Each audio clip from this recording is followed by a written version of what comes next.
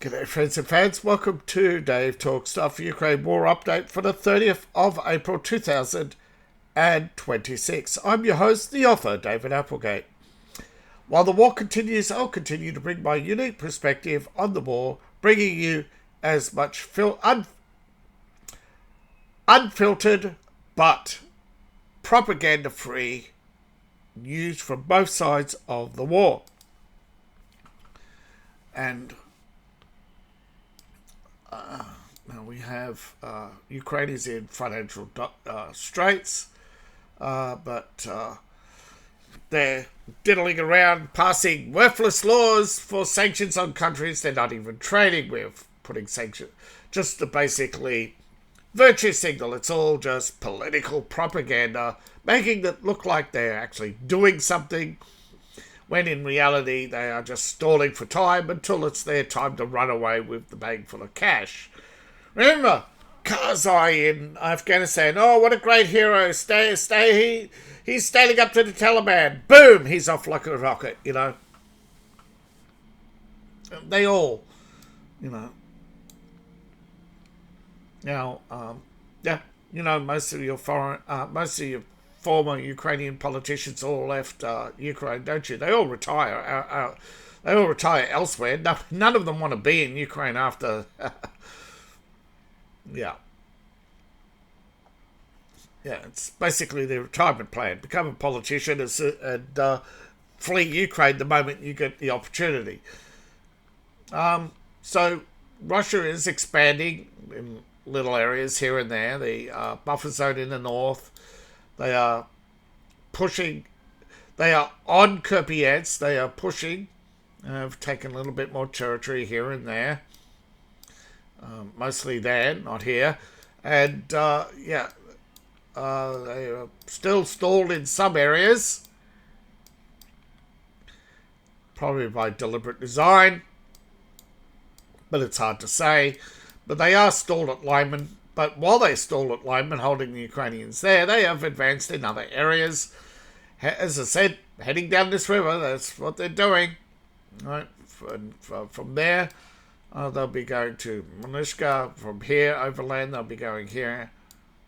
They try probably to also alleviate this down to south. And then to take Slovosk, they are going to have to neutralize the Ukrainians here, predominantly here, and here. That means 1, 2, 3. So the river, take these, and other army up through here to hold Kremosk. Hold off Kremosk from reinforcing Savovsk while the Russians come in from multiple directions. And of course that will put pressure on with artillery pressure here and here. That will stop troops from coming up here and troops from there coming down here. It will divide the Ukrainian army bitterly in how to manage this. But of course, with pressure on this side as well, the Russians always, I believe, plan to come up here, push up here, neutralize this, which helps us stop the supply lines here, putting pressure on here, which is why the supply lines get attacked here.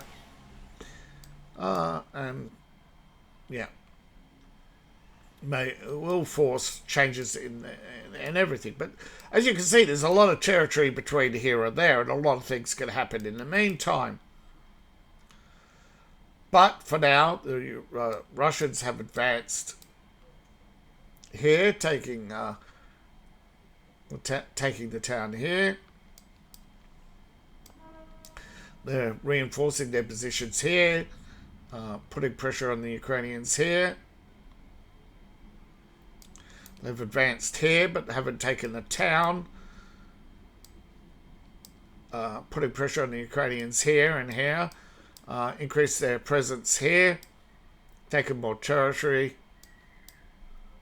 taking a little bit more territory, putting more pressure on the Ukrainians,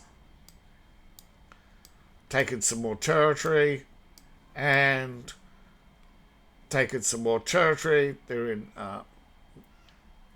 as you can see, the Ukrainians are under attack in Dnipro, Kharkiv, Mykolaiv, and Odessa and Kherson. The Ukrainians have attacked the Kursk Bridge, the railway lines leading up to the Kursk Bridge, I believe. They've also Chapter you could see, attacked the oil facility at Perm. You know, when I say buy my merch, I have coffee cups based on, and soon to have more based on my fantasy writing, although, and others. Now, no one thing has improved the situation for the Russian army. Now, they have had setbacks. Then they have tried as best as they can to rebuild their economy. Now, none of this would have happened if it wasn't for the Ukrainians and Bill Clinton. If Bill Clinton had accepted the proposal for European security, but he didn't want a united Europe. He wanted a divided Europe, because it would be a threat to the American economy if Europe, Russia, and Ukraine and Belarus and the rest of the Eastern Bloc were all united with Europe. It'd be a super economy. And the Europeans want a super economy, but they want to control it. They don't want partnership with Russians. They want to control them. So liberals, they can't stand others having success. The Kalashnikov groups, yes, as in the AK-47, do own a lot of the Russian defense industry. Now, the Kalashnikov group have a subsidiary that produces surveillance drones and rockets. Yeah, intelligence gathering, reconnaissance, and electronic warfare rockets and drones. Now, these are primarily used right now in the Russo-Ukrainian war to provide round-the-clock aerial surveillance, and this is the drone that was shot down the other day by the British. Why? Because it got too close to their operations on the Ukrainian border. Yeah, the British don't want the Russians knowing been able to know what trucks are weigh as they come over the border, because then they would know which ones are carrying arms and which ones aren't.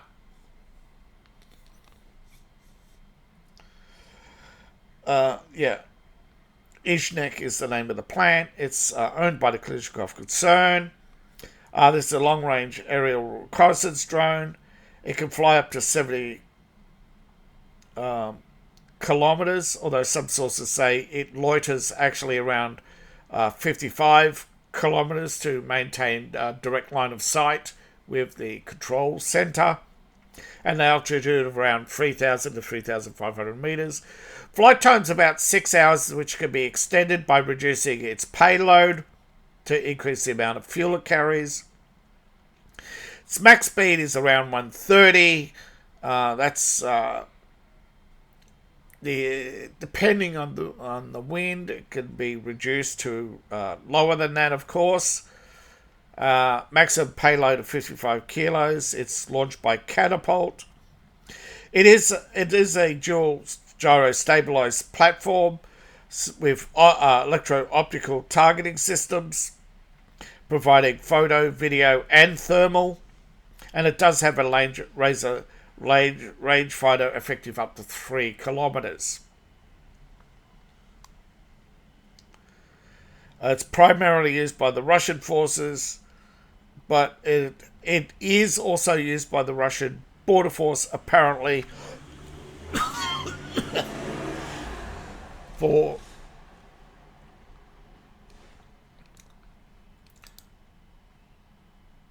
as you can see, it's just a small engine, big fuel tank, electronic package in the front, which can be varied. That's why it's got a hatch. The forward it's got a hatch in the front for the package. It's got a secondary package and a fuel flap.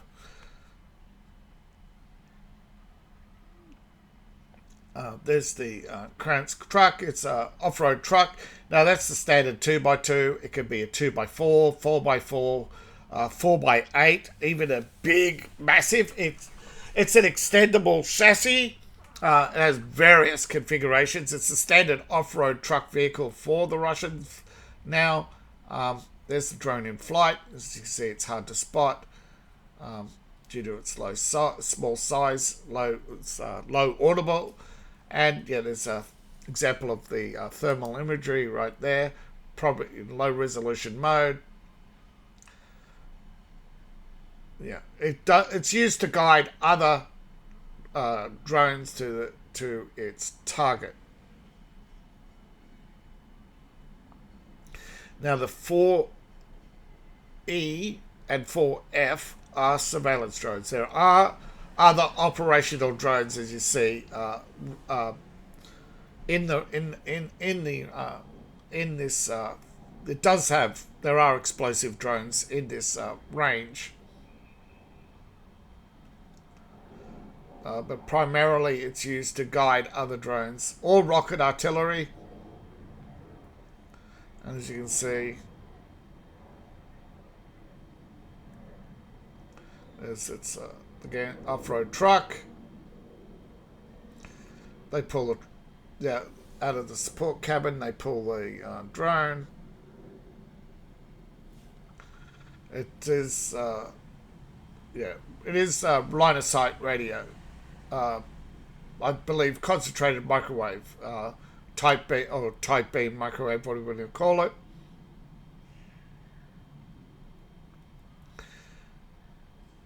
Yeah, sometimes they are operated out of rear-line command tents on relays, and the truck is the relay. Sometimes the truck's a command center, but often it appears to be the relay for operators in headquarters.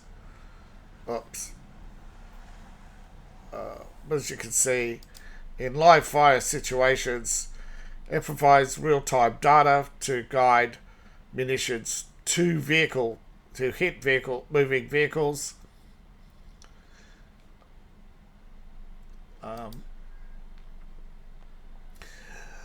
The Ukraine has reported attacks of 206 drones, claiming shot down most of them, claiming that it jammed 172. So there's over,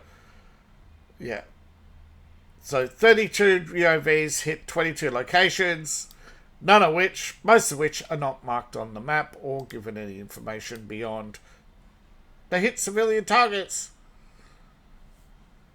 And the attack is actually ongoing right now. Involved in repelling the attack.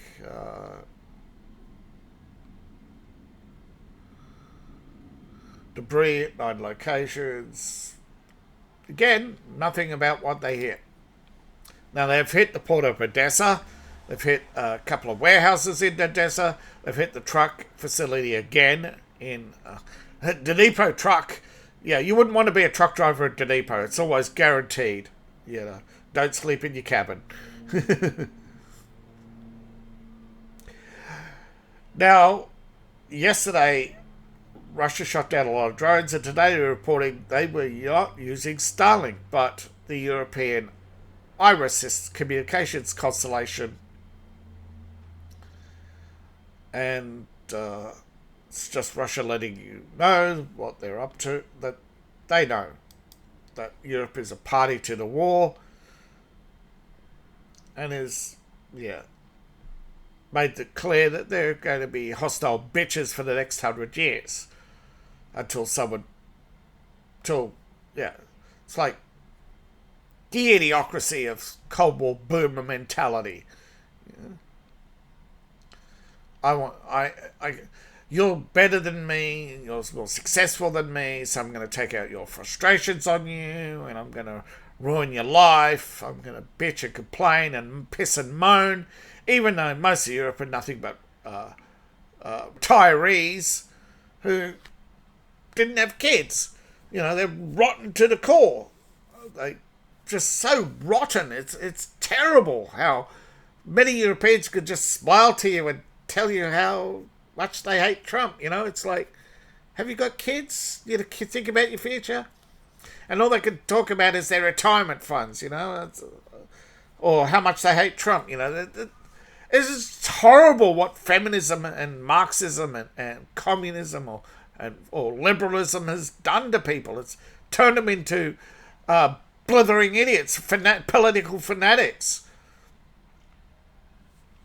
Now, according to Donetsk, in all attempts to end this war have fallen short because of Zelensky. And he'll go to any lengths to draw out the conflict. Because why? Well, as they said in previous interviews, they believe that Zelensky will face reprisals after the conflict is over.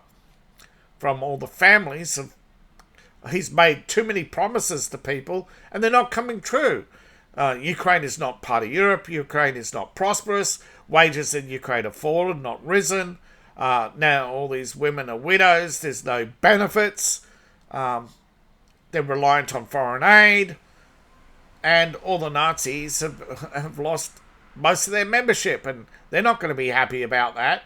And Zelensky deliberately has been sending all these far-right groups to the front line. So you got played.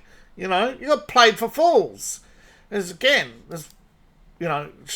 get involved in fanatical politics. But when people get angry, it's very hard to convince them to remain calm, be respectful, and try to sort out the situation. Because ultimately, at the end of the day, if you don't want China toppling your government, then don't topple the government of Russia. And Russia should have never gotten in the business of toppling governments in Africa. That's what led to all these problems in the first place.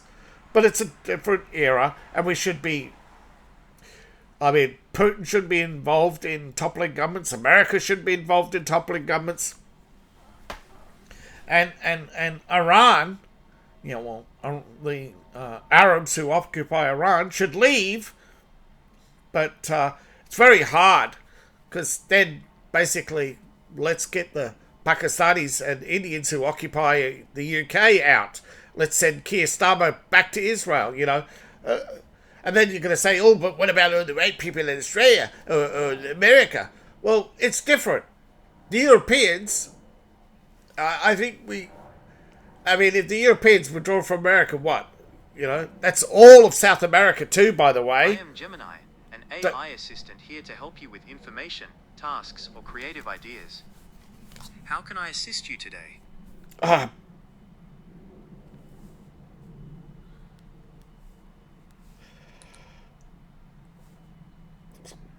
The AI assistant is very, very intrusive. For some reason it picked up... I was asking you a question. Yeah, it's a very complex issue once you start...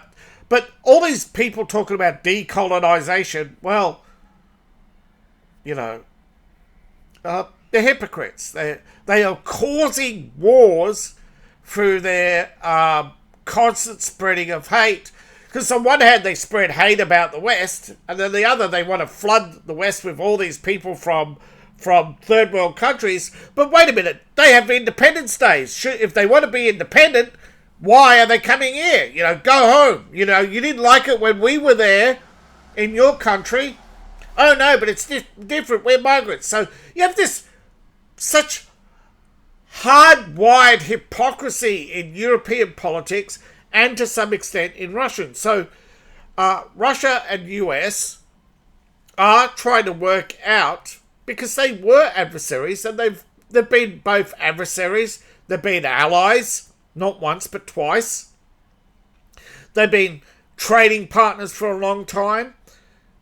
And Russia has a lot of materials that America needs. But the American liberals want to undermine everything because all they care about is politics first. And they say, oh, we're putting people before profit. No, they're not. They're putting their long-term goals. Because remember, when liberals take over something, they immediately turn it into a for-profit industry for themselves. Look at tech industries. Look at academia. Right? When the liberals took over academia, did education become affordable? No. It's become even less affordable. Every policy that everyone's complaining about derives from feminism, liberalism, and communism. And Russia is trying to keep the communists out of power. At the same time, they're under pressure from Ukraine. It's the same thing way back in Poland. No one wants to address the little country syndrome, where little countries will go up and kick big countries in the shin and then cry victim when countries fight back. It's like when Britain blew up Germany's rail lines in the Middle East. No one wants to talk about that. Or the fact that France declared war on Germany in 1914, which kicked off all the problems. The French socialists are the biggest problem in Europe. And it just seems to be that humans can't figure out that they're always blaming someone else, right? And right now, Europe wants to take out their anger and frustrations on Russia. Now, I'm not saying Russia's perfect or Russia is completely innocent in everything, but they have an argument with the regime of Zelensky, and and Europe shouldn't be taking sides. They should be sitting back and deciding. They sat back and said, let them sort it out. It probably would have, instead of forcing Ukraine to honour the Minsk Accords, they armed Ukraine to fight Russia. So there is no innocence in this war. And America has emphasised the swift cessation of hostilities, not just between Moscow and Kiev, but they do want to cease hostilities at Iran, but Iran doesn't want to do...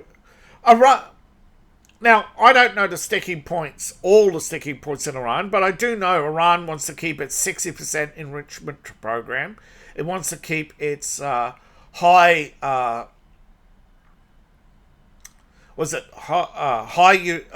yield reactor, even though it doesn't produce much energy. And they're putting half the country's budget goes on these 3 reactors and its massive military budget, while the people are suffering.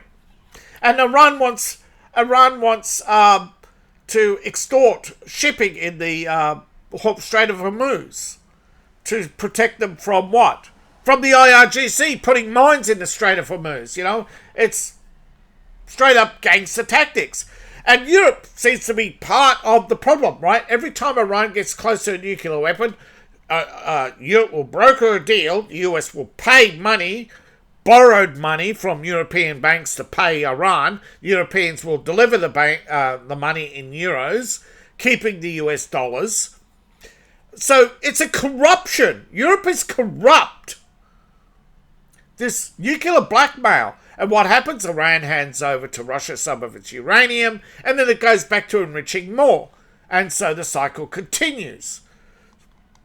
Yet people just go, ew, all I hear is Iran close to a nuclear bomb day after day after day. Well, they're never looking into the how, the why, and then they say, oh, I'm too busy. Then don't get involved in politics. If you don't know the whole situation, don't get involved.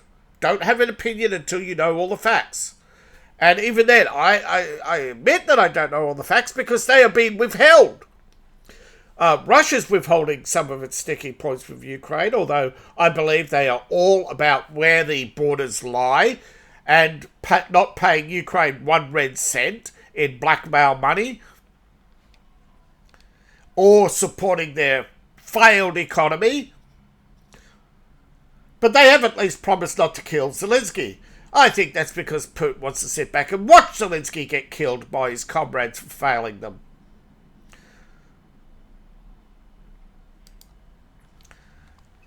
Now, Russia's taken another town. It's not very significant. But, of course, it did lead to the loss of life of many Ukrainians. And for that, that's a tragedy.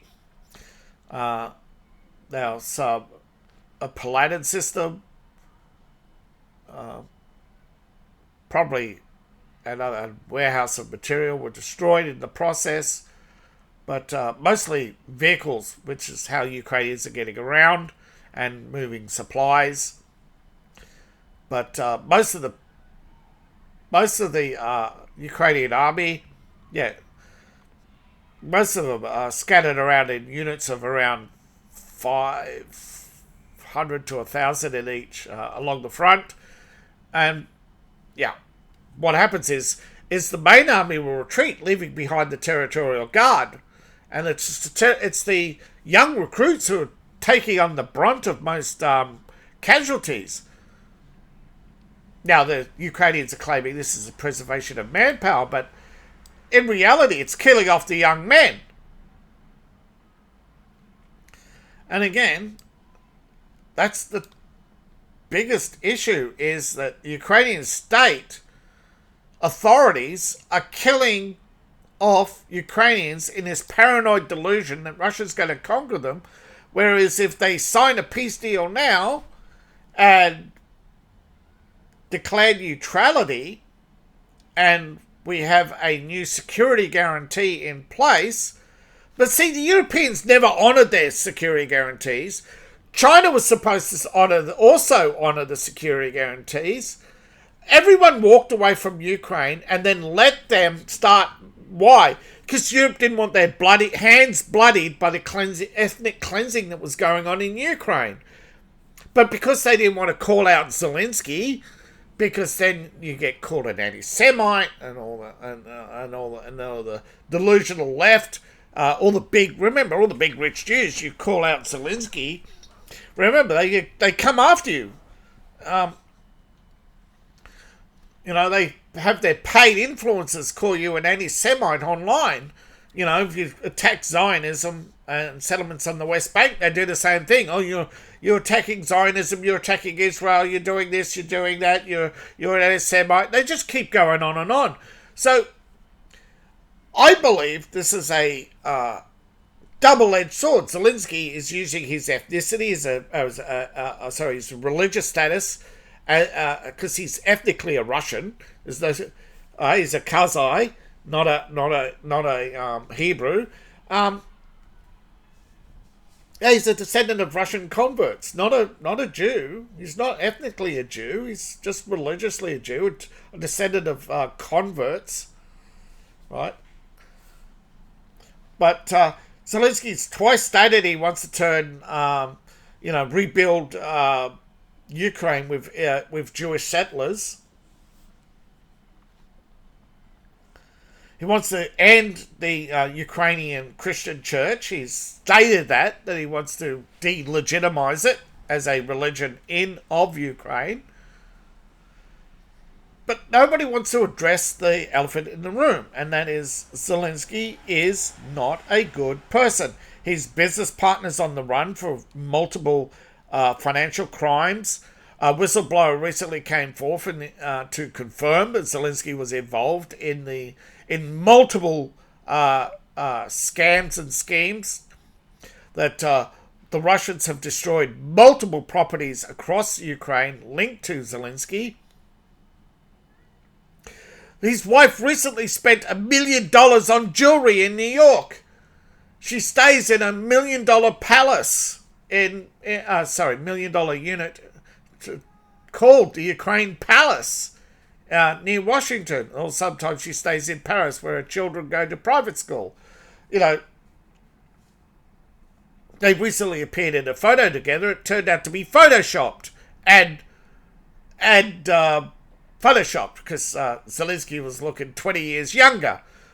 So was his wife, and 20 pounds lighter on each hip. So this is the garbage that millions believe that Zelensky's a hero. And I'm not here to tear him down because I don't like him. I don't like him because he is a corrupt politician who's led to the deaths of over 1 million people. And anybody engaged in ethnic cleansing like him should be despised and ridiculed and exposed publicly. But because he's our monster, apparently, he gets a pass. Just like Karzai in Afghanistan, just like that wanker in Syria. And the thing is, we've destroyed good people too in the past in the name of politics. We destroyed the government of Iran back when they were our allies. We destroyed Japan back when they were our allies. That led to World War II. We destroyed the Germans, not once but twice. You know, we really need to stop embracing liberalism. It is leading to the deaths of millions. And they don't care. Because as long as they don't suffer, Europe doesn't care. And that's the biggest problem. Right? Most of the population weren't suffering in World War I, but then when they paid the price in World War when they paid the price during the Great Depression, that's when they started to turn against war. They didn't turn against war because it's wrong. They turned against war because it hurt them. They didn't care. In fact, they embraced the war when it was a jolly good show. Yeah. And, you know, look what Ukraine's become. And it will never be Ukraine again. Ukraine is going to die a horrible death. Not immediately in the next 20 to 30 years, the population decline. It will become another dumping ground for third worlders. And eventually they will take over everything because the West refuses to be independent, you know, and it's this. And liberalism keeps telling us how they're going to end wars. Well, they keep starting them and then blaming the Republicans. They never, it's like liberalism is feminism and feminism is Marxism, you know. They can't accept responsibility. It's always someone else's fault. And they always seem to set the stage for war, but and then leave the mess. And now they're, first they were attacking Trump for not arming Ukraine, and now they're attacking him for abandoning Ukraine. And then they have a No Kings protest, but then they support the Ayatollah. What's the Ayatollah? A dictator. What's the king? A dictator. And then they're clapping King Charles. You know, only a day after organising a third No Kings rally, and they're just such hypocrites. The biggest liars in religion are hypocrites, right? They're the worst kind of liars. Which is why the left always want to trap you in you're a hypocrite, you know. But no, it's always projection with them. They never want to accept responsibility.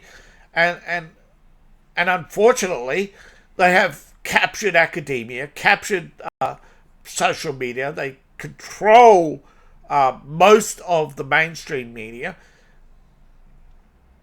And without your help, you know, and thanks to all those who have subscribed, we are now starting to grow after a few. I've been at this for nigh on since 2022. Most of my videos are gone on my YouTube channel, thanks to hacking and the fact that YouTube doesn't allegedly make backups and allegedly won't restore channels, yet allegedly they can if they wanted to, but they won't. And they won't let you restore your own backups, you know, so it's ridiculous. We have a situation where the truth can be buried so easily now. That's the problem with the digital age, is that while it offers us such great easy convenience, it allows the truth to be buried. It allows them to decide algorithmically, in air quotes, what the truth is and who gets to watch the truth. So thank you to all those who have watched and supported the channel. I need your ongoing support, of course. And the biggest support is to like the video. It tells YouTube that you liked the video. And engagement is the only thing YouTube seems to care about right now. And there's only 3 types of engagement they care about. If you click like, if you comment, and subscribe. It used to be sharing. I don't think they count sharing anymore. I think I might have to change this to like, comment, and subscribe. Anyway, please support the channel. Support me on Ko-Fi, Patreon, buy my books, buy my merch. I appreciate each and every one of you. See you in the next video. And bye for now.